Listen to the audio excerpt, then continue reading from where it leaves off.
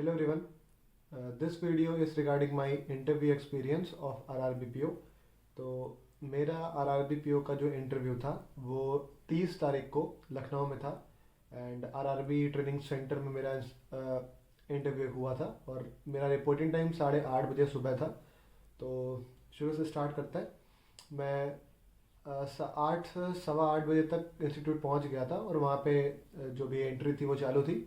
तो जैसे हम लोग पहुंचे तो हम लोग को वेटिंग हॉल में बैठा दिया गया एंड वो लोग पैनल के हिसाब से बुला रहे थे कि एक एक दो दो बंदे करके आप ना डीवी कराने आ जाए। तो सबसे पहले मैं मतलब मेरा पैनल नंबर 6 था और सबसे पहले मुझे ही कॉल किया गया था क्योंकि मैं सबसे आगे बैठा हुआ था। तो मैं अपने पैनल से शायद दूसरा ही बंदा था, मतलब दो बंदे हम लोग साथ गए थे तो मैं दूसरा ही बंदा था। तो जैसे मैं गया वहाँ पे पहले तो वही हम लोग का थंब इम्प्रेशन लिया गया और फोटो मैच कराई गई हम लोग के मेंस एग्जाम से कि कितना कितना परसेंट मैच हो रहा है। देन जैसे ये हो गया तो हम लोग का डीवी हुआ, सारे डॉक्यूमेंट्स चेक किए। तो डॉक्यूमेंट्स में हम लोग के वही जो भी डॉक्यूमेंट्स हम लोग ने अपलोड किए थे वही सारे डॉक्यूमेंट वहाँ पे चेक हुए। और जैसे ये चेक हो गया तुरंत ही हम लोग को नीचे इंटरव्यू वाले हॉल में भेज दिया गया। तो वहाँ पे एक बंदा अंदर गया था और मैं बाहर बाहर बैठा हुआ था। तो करीब 12 मिनट तक उसका इंटरव्यू चला एंड देन वो निकला बाहर and then I went in. तो जैसे मैं गया टोटल 5 पैनल मेंबर थे।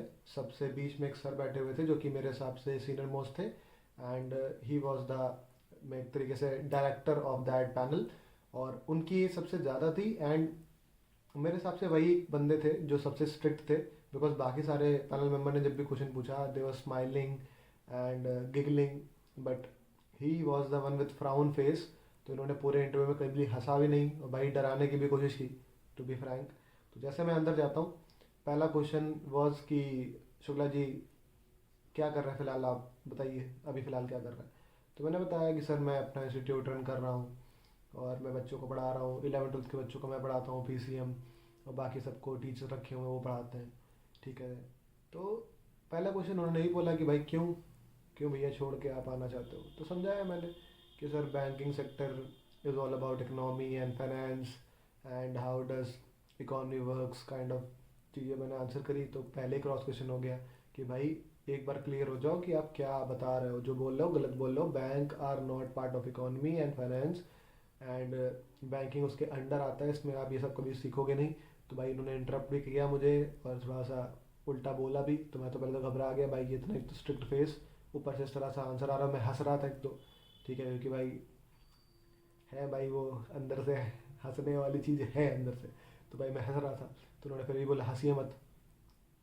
ठीक है। तो फिर मैं थोड़ा सा वो हो गया। फिर मैंने बताया पूरी बात बताई उनको पर वो इम्प्रेस नहीं हुए, उन्होंने पास कर दिया अगले मेंबर को। तो भाई ये पहला ही क्वेश्चन में थोड़ा सा गड़बड़ हो गया। फिर जैसे पास किया अगले मेंबर को तुरंत बोला कि सर आप गणित के अध्यापक हैं तो आप बताइए 0.9 का वर्ग वर्गमूल कुछ ऐसा बोला उन्होंने। तो भाई मैं तो आईसीएससी का पढ़ा हूँ तो मैं उनको तुरंत देखता रहा।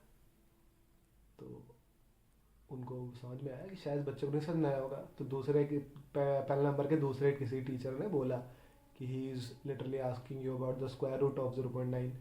तो मैंने बताया ने तो फिर मैं हंस दिया भाई। मैंने कहा सर इन केस अगर आपको ऐसा लग रहा है कि मैं 0.3 बोल दूंगा तो ऐसा नहीं है, 0.3 तो नहीं होता है। तो उन्होंने बोला यही तो मैं पूछ रहा हूँ क्या होता है, मैं इसलिए पूछ रहा हूँ क्या नहीं होता है।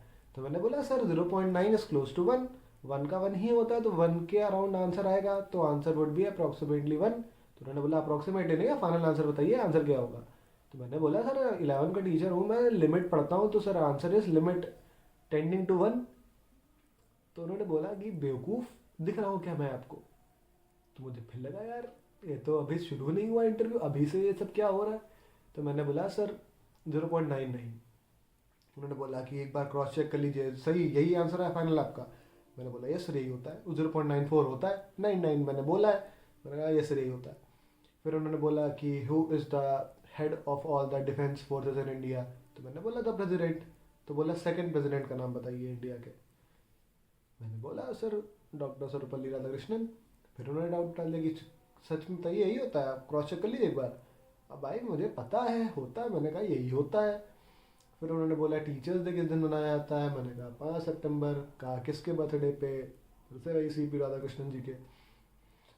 फिर उन्होंने पूछा APGP क्या होती है उसको समझाओ, मैंने समझा दिया एग्जाम्पल के साथ, मतलब सबसे लंबा एक्सप्लेनेशन मैंने इसी चीज़ का दिया था। फिर बगल में मैम बैठी थी, उन्होंने उनको पास ऑन कर दिया। मैम ने मुझसे फिर वही पूछा कि teaching is a noble profession, आप मदद कर रहे हैं एंड बच्चों को पढ़ा रहे हैं। अच्छा, मैंने एक आंसर में ये भी एक्सप्लेन किया था कि आप क्यों छोड़ना चाहते हो। हाँ, मैम ने पूछा था क्यों छोड़ना है भैया इसको, इतना नोबल प्रोफेशन है तो मैंने बताया कि मैम अब वो मेरे एक तरीके से मैं यूज टू हो गया हूँ उस चीज़ में, अपने कंफर्ट जोन में चला गया हूँ। मैं कुछ भी नया सीख नहीं रहा हूँ, हर दिन एक जैसा होता है, उठता हूँ बिना बुक छुए मैं पढ़ा देता हूँ बच्चों को। तो मैं चाहता हूँ कि लाइफ में थोड़े से चैलेंजेस रहें, मैं नए लोगों से मिल सकूँ, नई चीज़ें सीख सकूँ। तो ये उनको मैंने बताया।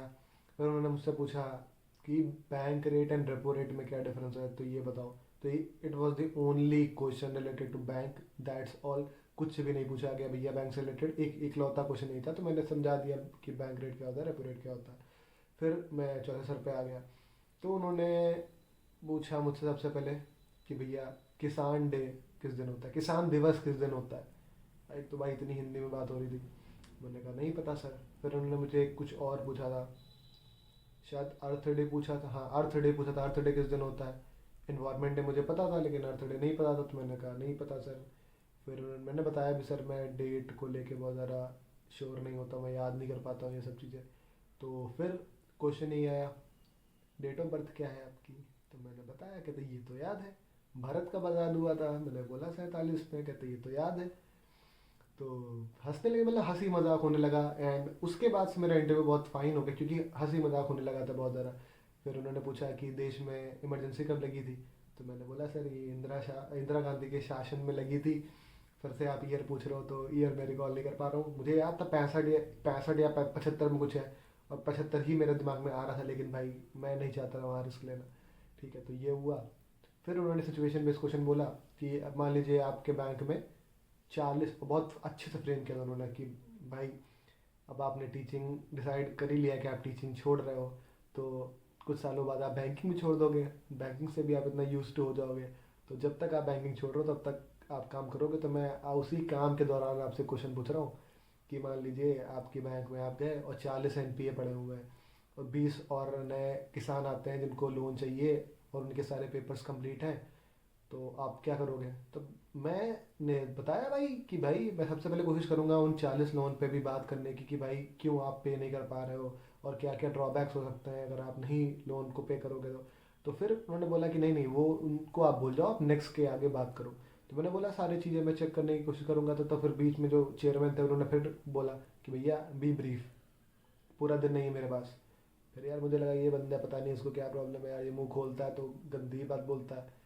तो मैंने बोला कि सर अगर सारे पेपर कंप्लीट हैं तो मैं चेक करूंगा। तो फिर उन्होंने बोला कि सब कुछ कंप्लीट, आप ये बताओ आप दोगे कि नहीं दोगे। तो मैंने बोला बिल्कुल देंगे सर, हम लोग बैठे इसीलिए ताकि गरीबों की मदद हो, और बैंक बैंक तो लोन देने के लिए ही बैठी है ना, तो मैं बिल्कुल लोन दूंगा। मैंने ये बोला कि सर बिल्कुल दूंगा। कहते ठीक है। फिर अगला 5वां मेंबर, लास्ट मेंबर, तो he was sleeping kind of, मतलब वो ऐसे बैठा था पीछे। तो भाई उसने बोला अच्छा मुझे पूछना है, मैं तो भूल गया यार क्या नाम क्या है इसका। पेपर पेपर देखा उसने, अच्छा शुक्ला जी, प्रफुल्ल शुक्ला जी। तो ये बताइए केरला के CM कौन है। मैंने कहा सर नहीं पता। तेलंगाना के CM कौन है। अब मुझे पता था मिस्टर रेड्डी है, लेकिन क्या नाम है क्या रेड्डी है मुझे नहीं पता था। फिर मैंने बोला कि सर मिस्टर रेड्डी। कहते पूरा नाम बताइए। मैंने कहा सर पूरा नाम नहीं याद है। तो फिर वो हंसने लगा, बोलना पैनल पैनल मेंबर से कि ये भाई जुगाड़ू आदमी है, ये बस ऐसा याद कर लेता है कि MCQ में टिक हो जाए क्वेश्चन, उसको याद नहीं है। तो सब हंसने लगे। मैंने बोला कि सर ये करना पड़ता है, इतना सारा डेटा है तो ये करना ही पड़ता है। तो फिर उन्होंने बोला आस पड़ोस का पता है, यूपी का पता है। मैंने कहा ऐसे यूपी का पता है। कहते बिहार का पता होगा, उत्तर उसका राजस्थान का पता होगा। मैंने कहा सर ये सब नेबरिंग है तो पता होंगे। तो फिर कोई एक पैनल मेंबर बोलता है कि अच्छा ये साउथ इंडिया को ये इंडिया नहीं समझता है। तो मैंने बोला नहीं सर ऐसा नहीं है, मतलब पार्ट ऑफ इंडिया है लेकिन नाम बहुत अजीब से होता है ना, मैं प्रोनाउंस नहीं कर पाता हूँ तो याद करना और मुश्किल हो जाता है। तो थोड़ा हंसी मजाक टाइप चल रहा था। फिर बोला इन्होंने नेपाल के PM बताओ कौन है। तो मैंने बताया कि सर अभी तख्ता पलट हुआ है जनजे के प्रोटेस्ट के चक्कर में, तो पहली बार कोई वुमेन PM बनी है and her name is miss करकी। तो जो पैनल मेंबर चौथा वाला बैठा था उसने सर हिलाया कि हाँ हाँ इज राइट। तो वो 5 बार फिर हंसने लगा, मतलब फिर बोलने लगा, कहता भाई पूरा नाम बता, पूरा नाम बता भाई, इसने सर हिला दिया तो थोड़ा ना होता है काम। मैंने याद करने की कोशिश की, मैंने कहा याद नहीं आ रहा है सर मुझे, सुशीला कर की। कहते श्योर हो के बताओ, मैंने कहा नहीं सर याद नहीं मुझे, जबकि सही बोल रहा था, पर मैंने बोला नहीं सर याद नहीं है। तो ये लास्ट क्वेश्चन था। फिर उन्होंने बोला ठीक है बेटा, आप जा सकते हैं। तो फिर मैं चला आया। तो भाई यार, ये मेरा पूरा एक्सपीरियंस था, और मुझे बहुत अजीब सा लगा कि पूरा जीके जीके ही पूछी गई मुझसे हर टाइम पे। मतलब बैंकिंग से कुछ पूछा ही नहीं, पर्सनल भी कुछ पूछा नहीं, अचीवमेंट भी कुछ पूछी नहीं। तो ठीक है। अब देखो, मुझे एक चीज़ अच्छी इस इंटरव्यू में लगी कि डिस्पाइट मैं शुरुआत में डर गया था, डराया गया था मुझे कि आप डरो हंसो नहीं, फिर भी मैंने पूरा इंटरव्यू, जैसे वो उस चेयरमैन से आप शिफ्ट हुए हो, मैंने हंसते हंसते दिया है। हंसते हुए आपने वीडियो में भी देखा होगा, जब मैं हंसता हूँ तो मेरी आवाज़ बहुत अलग सी हो जाती है, तो मैंने वैसे ही इंटरव्यू दिया है, फॉर्मल वॉइस भी नहीं थी। तो गाइस, आप लोग भी फिर मुझे कमेंट करके बताइएगा कि आप लोग को क्या लगता है कि मेरा इंटरव्यू कैसा गया है, एंड अपना एक्सपीरियंस भी शेयर करिएगा कि आपसे क्या पूछा गया, और बैंकिंग पूछी है आपसे कि नहीं, बिकॉज मिस मुझसे तो भाई जी के ज़्यादा ज़्यादा पूछी गई है। एंड वट एवर भी, देखते हैं क्या मार्क्स रहते हैं इसमें। एंड मेरे हिसाब से सारा का सारा खेल जो है वो मेंस पे ही मैटर करेगा। And my mains was okay okay, मैंने वीडियो बनाई भी है कि मैंने फंबल कर दिया था। एंड देखते हैं आगे क्या सीन रहता है इसका। एंड लोग मुझसे ये भी पूछ रहे थे कि भाई आप क्या ज्वाइन करोगे, बैंक ऑफ महाराष्ट्र या फिर आरआरबी। तो भाई अभी मैंने कुछ डिसाइड नहीं किया है, बट हाँ मैं कोशिश करूँगा कि आरआरबी मैं ज्वाइन करूँ। बिकॉज आपने देखा होगा इस समय बहुत सारे लोग एसबीआई पीओ भी छोड़ के आरआरबी ज्वाइन कर रहे हैं because of work pressure and home posting. तो देखते हैं भाई, वो बात की बात है। एंड मैं आरआरबी क्लर्क का एग्ज़ाम नहीं दूंगा मेंस, जो मेरा 1 तारीख को है। बिकॉज भाई अब हो गया है तो क्यों मैं फालतू में ये सारी चीज़ें करूँ। एंड मैं सीट नहीं करना चाहता किसी की। I B P S and S B I clerk भी वो पहले हो गए जब तक रिजल्ट नहीं आया था, वरना मैं वो भी एग्ज़ाम नहीं देता, बिकॉज मेरा मेन टारगेट पीओ पे ही था। तो जैसा भी होगा, आगे का जो भी प्रोसेस होने वाला है, मेरा ज्वाइनिंग का प्रोसेस और इसके रिजल्ट्स जो भी रहेंगे, वो सारी चीज़ें मैं आगे अपने चैनल पर डालूँगा। तो यू कैन सब्सक्राइब। एंड मेरे जितने भी स्कोर कार्ड रहे हैं इस साल, जितने भी मैंने पेपर दिए हैं, चाहे वो प्री हो चाहे मेंस, वो सब मैं एक वीडियो में डालने वाला हूँ। तो प्लीज़ डू फॉलो। एंड आपको ये वीडियो कैसा लगा प्लीज़ कमेंट करके बताइएगा। तो that's it, take care guys.